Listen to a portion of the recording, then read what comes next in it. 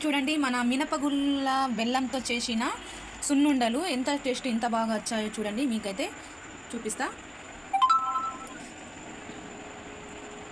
చూసారా? చాలా అంటే చాలా బాగున్నాయి. టేస్ట్ కూడా చాలా సూపర్గా ఉన్నాయి. మన హెల్త్కి కూడా చాలా మంచిది, పిల్లలైనా పెద్దలైనా.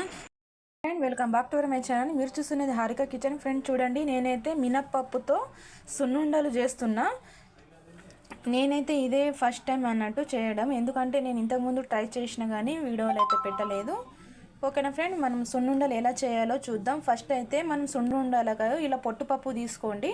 చాలా అంటే చాలా బాగుంటుంది, టేస్ట్ కూడా చాలా బాగుంటుంది, హెల్త్కి కూడా చాలా మంచిది అన్నట్టు మన మినపప్పు. ఓకేనా ఫ్రెండ్, ఇక మనము స్వీట్ రెసిపీలోకి అయితే వెళ్దాం. ఫస్ట్ ఏం చేద్దామంటే మనము స్టవ్ మీద అయితే ప్యాన్ పెట్టేసుకుందాం. ప్యాన్ అయితే వేడైంది. మనము మినప్పప్పు ఒక గిన్నె అయితే తీసుకున్నా. నేనైతే మినప్పప్పు కొంచెం లైట్ బ్రౌన్ కలర్ వచ్చిన దాకా, ఎక్కువ అయితే మాడగొట్టద్దు, కొద్దిగా లైట్గా అయితే వేయించుకుందాం.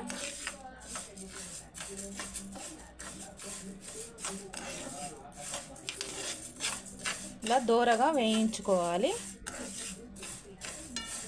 ఇలా కలుపుతూనే ఉండాలి, లేకుంటే ఎక్కువ కాలిపోతుంది అన్నట్టు.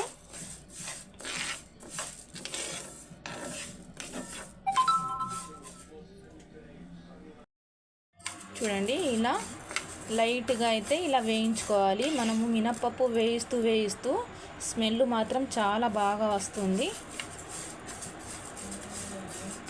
మనం బెల్లంతో చేసుకుంటున్నాం, చాలా అంటే చాలా హెల్దీ కూడా. బెల్లంతో చేసుకోవాలి, పిల్లలకు కూడా ఇవ్వచ్చు, మన పెద్దవాళ్ళు కూడా తినొచ్చు. డైలీ పడిగడుపున ఒక్కటి తింటే చాలు, చాలా బలంగా ఉంటుంది అన్నట్టు. ఈ లడ్డూను మీరు కూడా ట్రై చేసి చూడండి ఫ్రెండ్స్. ఫస్ట్ ఆఫ్ ఆల్ అయితే ఒక లైక్ ఇవ్వండి. మన వీడియో చూస్తున్నవారు, మన రెసిపీస్ చూస్తున్నవారు ఫస్ట్ ఆఫ్ ఆల్ లైక్ ఇచ్చి కామెంట్ చేయండి. ఇలా పప్పు వేయించుకున్నాం కదా, స్టవ్ అయితే ఆఫ్ చేసేద్దాం.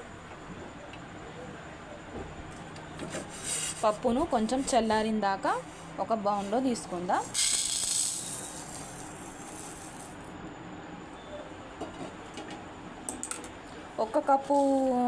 ఒక గిన్నె మినపప్పుకు నేనైతే ఒక గిన్నె బెల్లం తురుము తీసుకున్నా అన్నట్టు. ఇలా బెల్లం తురుము తీసుకొని అయితే పక్కన పెట్టుకున్నా. చల్లారిన తర్వాత ఒక 5 మినిట్స్ చల్లారనిద్దాం. చల్లారిన తర్వాత మిక్సీ జార్లో వేసుకుందాం. ఇప్పుడు పప్పు ఏమో మనం మినపప్పు వేయించి పెట్టుకున్నాం కదా, ఫస్ట్ మిక్సీ జార్లో వేసుకొని కొంచెం పప్పు మిక్సీ పట్టుకుందాం.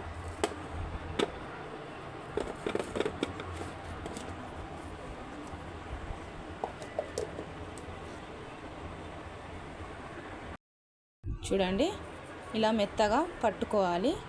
చూడండి ఎంత స్మూత్గా మెత్తగా వచ్చిందో మినపప్పు. ఇలా పొడిలాగా పట్టుకున్న తర్వాత మనం బెల్లం తురుము, ఇదే పొడిలో మనం పప్పు మిక్సీ పట్టుకున్నాం కదా, ఇందులోనే బెల్లం తురుము వేసుకుందాం.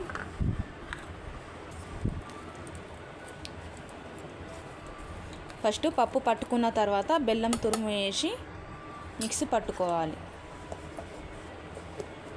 బెల్లం తురిమేసి మిక్సీ పట్టుకుందాం.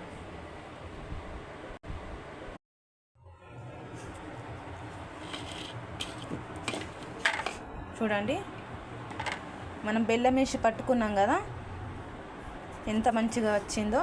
ఒక బౌల్లో తీసుకుందాం.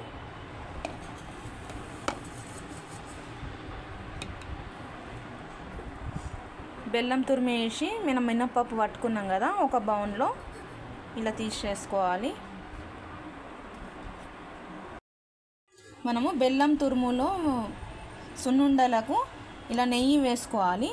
నెయ్యి కొంచెం ఎక్కువనే పడుతుంది కాబట్టి నెయ్యి వేసుకుంటూ లుండలు చుట్టుకోవాలి అన్నట్టు.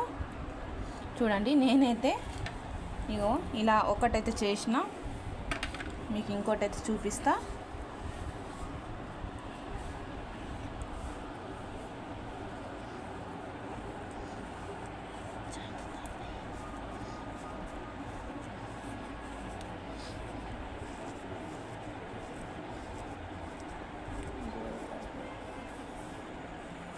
చూడండి ఇలా రౌండ్గా ఇలా చేసుకుందాం.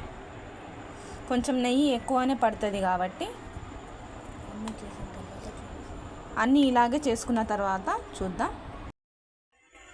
ఫ్రెండ్ చూడండి, మన మినపగుళ్ళ బెల్లంతో చేసిన సున్నుండలు ఎంత టేస్ట్ ఎంత బాగా వచ్చాయో చూడండి. మీకైతే చూపిస్తా.